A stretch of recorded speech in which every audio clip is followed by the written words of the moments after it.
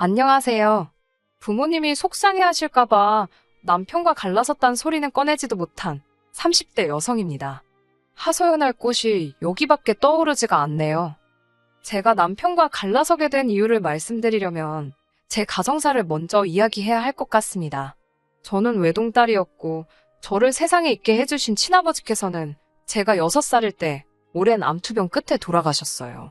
이후로 어머니께선 하루 꼬박 8시간을 공장에서 일하시고 밤에는 식당에서 설거지를 하시며 생계를 꾸려나가셔야 했지요. 사정이 그렇다 보니 저 역시 자연스레 외조부모님과 함께 보내는 시간이 많아졌고요. 외할머니와 외할아버지 두 분 다 저에게 너무나 잘해주셨고 시간이 흐를수록 아버지의 빈자리에도 조금씩 익숙해져 갔네요. 제가 초등학교에 들어간 해에 저와 어머니는 원래 살던 집에서 나와 아예 외갓집으로 들어갔습니다. 어머니께선 여전히 공장과 식당을 오가며 일을 하셨어요. 어린 마음에 배가 아프다고 꾀병을 부리며 어머니의 출근을 회박놓기도 했었습니다.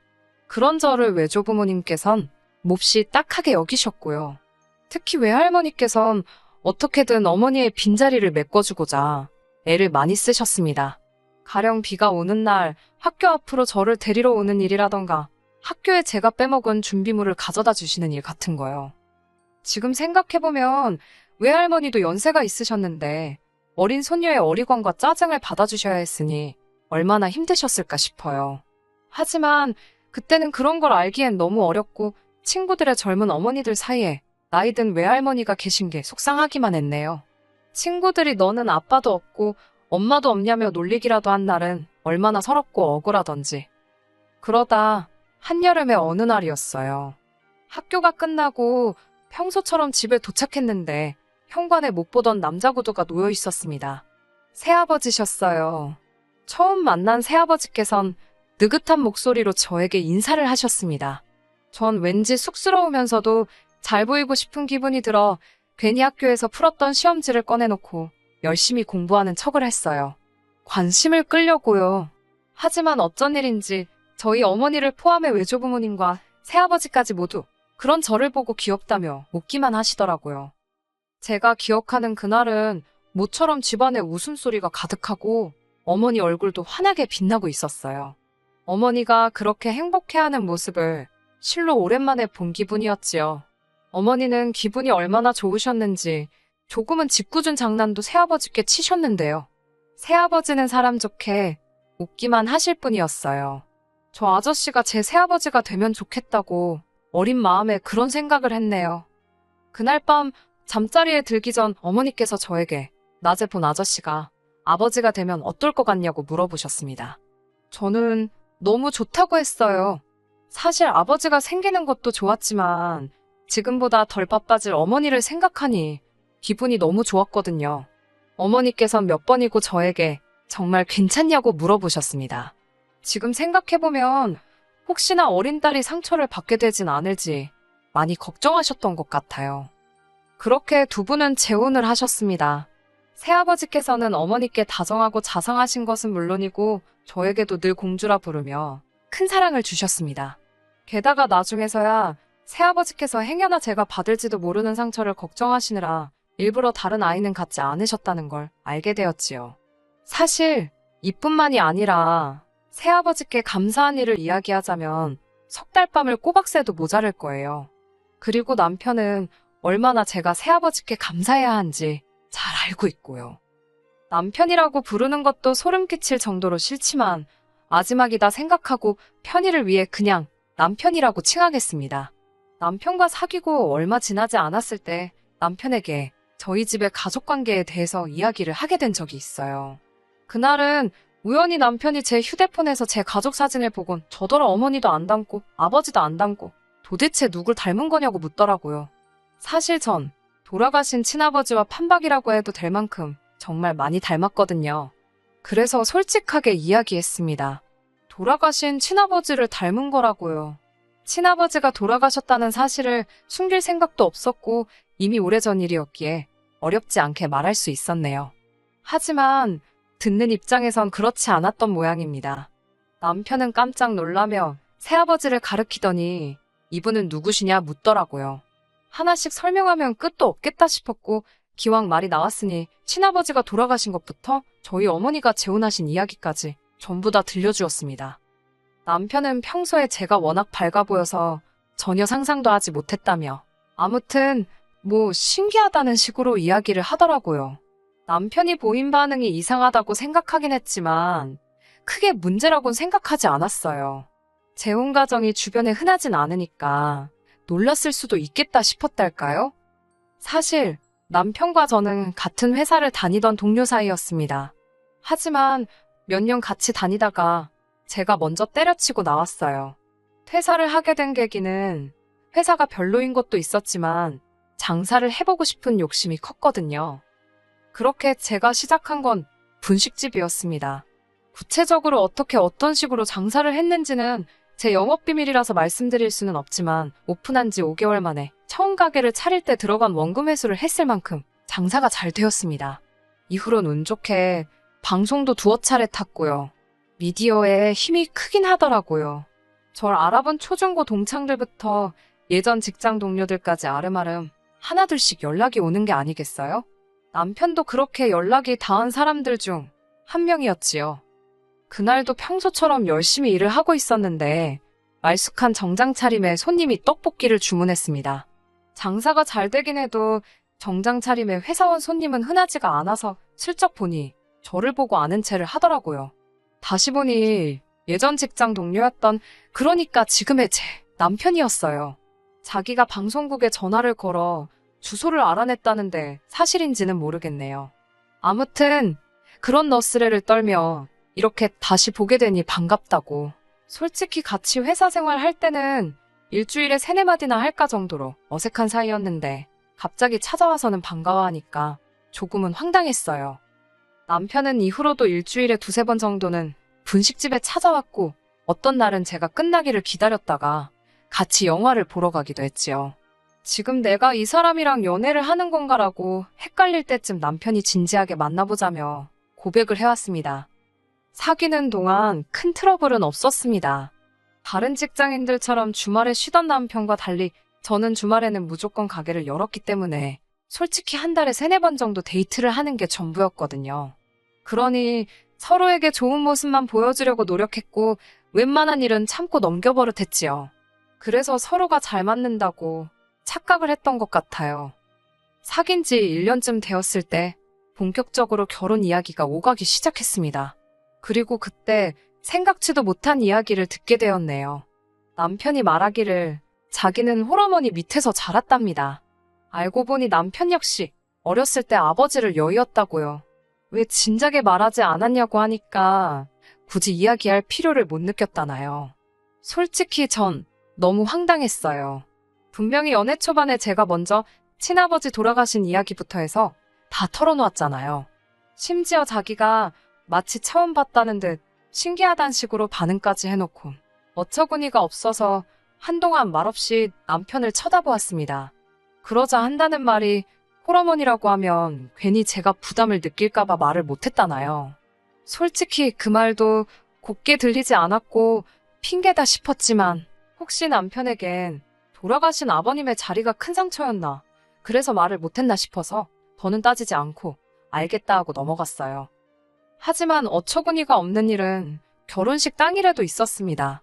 샵에서 메이크업 받고 정신이 하나도 없는데 남편이 잠깐 이야기 좀 하자고 하더라고요. 무슨 급한 일인가 싶어. 왜 그러냐니 자기가 곰곰이 생각을 해봤다며 말 같지도 않은 소리를 짓거리더라고요. 아무리 생각해봐도 어머님께서 혼주석에 홀로 계실 걸 생각하니 마음이 안 좋답니다.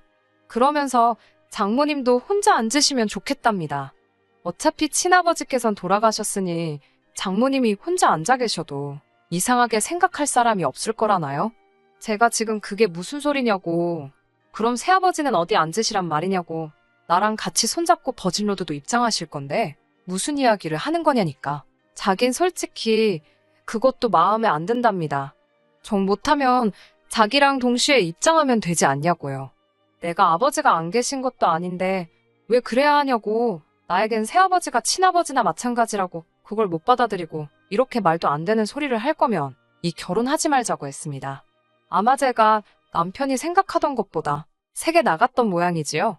남편은 이게 그렇게 화낼 일이냐며 돌아가신 장인어른께 괜히 죄송해서 그런다나요? 제가 돌아가신 분 마음 헤아리다가 살아계신 분 마음에 상처 주지 말라고 당신 장인어른은 새아버지시라고 딱 선을 그어 말했어요. 그제서야 남편은 자기가 경솔했다며 미안하다고 사과를 해오긴 했지만 시쳇말로 빈정이 상할 대로 상했던 터라 그렇다고 당일날 진짜 이 결혼 못한다고 엎을 수도 없고 이게 아닌데 생각하면서도 예정대로 식을 올렸습니다. 그때 제가 조금 더 용기를 냈어야 하는데 식을 올린 이후로도 남편은 은근히 돌아가신 친아버지 이야기를 들먹이며 새아버지를 무시하는 듯한 모습을 보였습니다. 새아버지가 지한테 뭘 어쨌다고 저러나 싶어서 기도 안 차더군요. 그러다 올해 초 있었던 일로 남편에게 있는 대로 정이 떨어졌어요. 저희 부모님께선 매해 연초에 건강검진을 받으십니다. 올해도 마찬가지였어요. 솔직히 의례껏 하시는 검사였지 아버지도 어머니도 그리고 저까지 저희 세 사람 중 그 누구도 크게 걱정을 하지는 않았지요. 하지만 검사 결과는 충격적이었습니다. 새아버지께서 심혈관 질환을 가지고 계셨거든요. 가끔씩 가슴이 뻐근하다고 말씀하시긴 했는데 워낙 앉아서 일을 오래 하셔서 그런 거 아닌가라고 제가 너무 안일하게 넘어갔던 것 같아 어찌나 죄송하던지. 당장 새아버지의 신변에 문제가 생기고 그럴 것은 아니었지만 그래도 괜히 마음이 복잡하더라고요. 솔직히 새아버지마저 제 곁을 떠날지도 모른다는 생각은 상상조차 해본 적이 없었기에 갈수록 마음이 더 불안해졌던 것 같아요. 새아버지께서는 당신은 괜찮다고 아무렇지도 않다고 별거 아니라며 저와 어머니를 안심시키려 하셨지만 별 소용은 없었어요. 솔직히 이미 이별을 겪어봤으니 더 두렵고 겁이 났네요. 저는 새아버지께 무조건 병원에서 시키는 대로 할 수 있는 모든 걸 같이 해보자 했습니다. 그리고 결국 제 고집을 꺾지 못한 아버지께선 치료와 관리를 받기로 약속하셨지요. 치료와 관리에 필요한 비용만큼은 제가 다 부담하겠다고 약속드렸고요.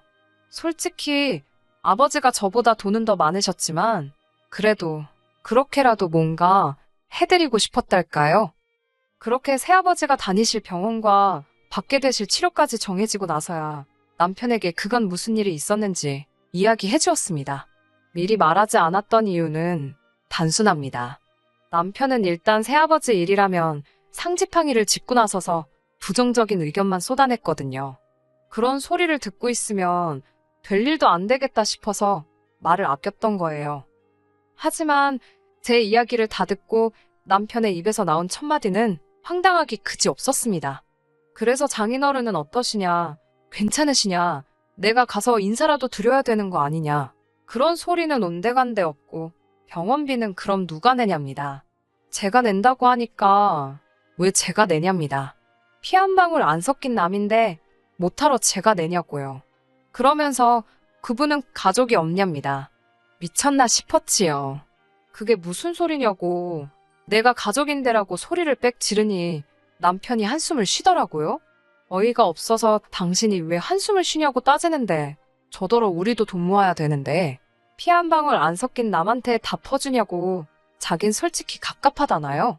저는 남편한테 당신한테 돈 달라고 할 것도 아니고 내가 번 돈으로 내가 해드리고 싶은 대로 해드릴 테니 헛소리 말고 관심 끄라 했습니다. 그러자 남편이란 작자가 뻔뻔하게도 부부 사이에 네 돈 내 돈이 어디 있냐고 그래요. 남편은 연봉이 4천이지만 이것저것 제하고 나면 실수령액은 300이 안 됩니다. 반면에 저는 계절이나 월에 따라 차이는 있지만 한 달에 500은 나와요.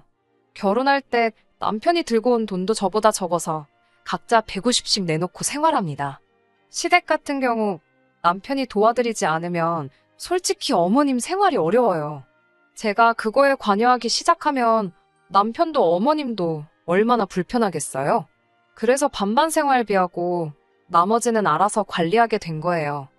사실 바보 같단 소리를 들을 수도 있지만 그래도 부부라는 생각에 저는 그동안 제가 얼마 버는지 제가 얼마나 모았는지 남편에게 어느 정도는 오픈을 하고 있었습니다. 반면에 남편은 절대로 말해주지 않더라고요. 자존심 때문이겠거니 하고 따로 묻지도 않았어요. 그런데 이제 와서 보아하니 남편은 지 돈도 지 돈, 제 돈도 마치 자기 돈이다. 우리 공동재산이다 생각하고 있었나 봅니다. 공동재산이라 제가 원한다면 그렇게 쓸 수도 있었겠지요. 하지만 저희 새아버지에 대해 남편이 어떻게 생각하고 있는지 얼마나 인색한지 겪고 나니 내 돈은 내 돈이라고 딱 틀어지고 지켜야겠다 싶더라고요. 그런데 정말 인생이란 예측할 수가 없네요. 얼마 전에 있었던 일입니다. 남편과 제가 갈라서게 된 결정적인 계기이기도 하지요. 어머님께서 낙상으로 입원을 하게 되셨습니다. 찬장에서 그릇 꺼내신다고 의자를 밟고 올라가셨는데 내려오시면서 휘청하셨던 모양이에요. 발목을 접지르셨고 머리를 부딪히셨습니다. 게다가 알고 보니 그동안 건강검진도 한 번 안 받아보셨더라고요. 연세도 있으시니 이것저것 검사할 것도 많아졌고 어머님이 저에게 나쁘게 하신 건 없지만 남편이 괘씸해서 모르는 척 했습니다. 다음날 이던가 남편이 저에게 우리 생활비가 얼마나 남았냐입니다. 생활비는 왜 묻냐고 하니까 어머님 병원비 내드려야 할 것 아니냐고 그래요. 제가 어이가 없어서 그걸 왜 생활비에서 내냐고 따졌어요. 남편은 가족이 다쳤는데 모른 척 할 거냐입니다. 그래서 당신한테 가족이지, 그러니까 당신이 번 돈으로 알아서 하라고 했어요. 진심으로 황당하단 표정을 한 남편이 어머님이 왜 나한테만 가족이냐고 너한테도 어머니나 마찬가지랍니다. 그러면서 활용점정의 단어를 쓰더라고요. 넌 이제 우리 집으로 시집온 출가회인이잖아. 죽어서도 우리 집 귀신 되는 거야. 와, 어머님도 아니고 남편한테 이런 소리를 들을 줄은 상상도 못했기에 웃음이 다 나더라고요. 저는 그런 헛소리 할 거면 됐고 솔직히 털어놓으라 했습니다. 어머님 병원비 내드릴 돈도 못 모았냐고요. 슬쩍 한번 떠본 거였지요. 이 남자가 우리의 미래를 위해 최소한 생각이란 걸 하고는 있는지 궁금해서요. 그런 재속도 모르고 한다는 말이 솔직히 말하면 이해해 줄 거냐입니다. 이해해 주겠다 하니까 실실 웃음이 없답니다. 공동 생활비 내고 제 용돈 좀 하고 어머님 한 달에 70만 원씩 드렸더니 남는 게 없더래요. 그러면서 일단 어머님 병원비 좀 저더러 내랍니다. 그리고 이참에 자기는 공동생활비 내는 것 좀 깎아달래요. 뻔뻔한 남편의 말에 저도 진짜 화가 머리끝까지 나더라고요. 제가 남편에게 내가 너랑 결혼을 한 거지 너를 키워준다고 했냐고 따졌습니다. 생활비까지 내가 더 내가면서 당신과 살아야 하는 이유가 뭐냐고요. 그리고 나는 뭐 어머님이랑 피 한 방울 섞겠냐고 출가회인 같은 소리 한다고. 그 집 귀신. 내가 미쳤냐고, 약 먹었냐고 악다구니를 썼네요. 내가 새아버지 병원비 좀 내겠다니까 눈 희번덕거리고 잔소리를 할 땐 언제고 당신 지금? 꼴 좋다고 진짜 따발총처럼 쏴붙였어요. 남편은 황당하고 어이가 없단 표정으로 절 보더니 질린답니다. 이런 여잔 줄 몰랐대요. 남한테, 그러니까 새아버지를 말하는 거지요. 남한테도 잘하길래 남편이랑 시어머니한테는 얼마나 깍듯할까 싶어서 데리고 살려고 했는데 아직 못 쓰겠답니다. 그러면서 자기가 먼저 갈라서자고 하더라고요. 그 말을 듣는데 아이고 얼마나 고맙던지요. 그렇게 헤어졌습니다. 하도 청약 타령을 해대서 혼인신고를 미룬 게 신의 한 수였네요. 서류 정리가 단촐하니 일사천리로 일이 진행되더라고요. 그리고 이건 훅이라고 해야 할지 엊그제 남편한테 전화가 왔었습니다. 시어머니 상황이 생각보다 훨씬 좋지 않다면서 저더러 돈 좀 빌려달라대요. 시어머니 생각하면 빌려드리고 싶었지만 아마 저희 새아버지도 이 상황을 아시면 빌려주라 하시겠지만 내키지가 않네요. 남편과 다시 엮이는 것도 싫고요. 본인이 인생을 제대로 살았다면 저 말고 누가 빌려줘도 빌려주겠지요. 저는 당분간은 어머니와 새아버지 두 분께 그동안 받은 사랑 돌려드리는 재미와 기쁨으로 살아보려고 합니다. 끝까지 들어주셔서 감사합니다. 오늘의 사연은 여기까지입니다. 구독과 좋아요, 알람 설정 부탁드리고 더 좋은 사연으로 다시 찾아뵙겠습니다. 감사합니다.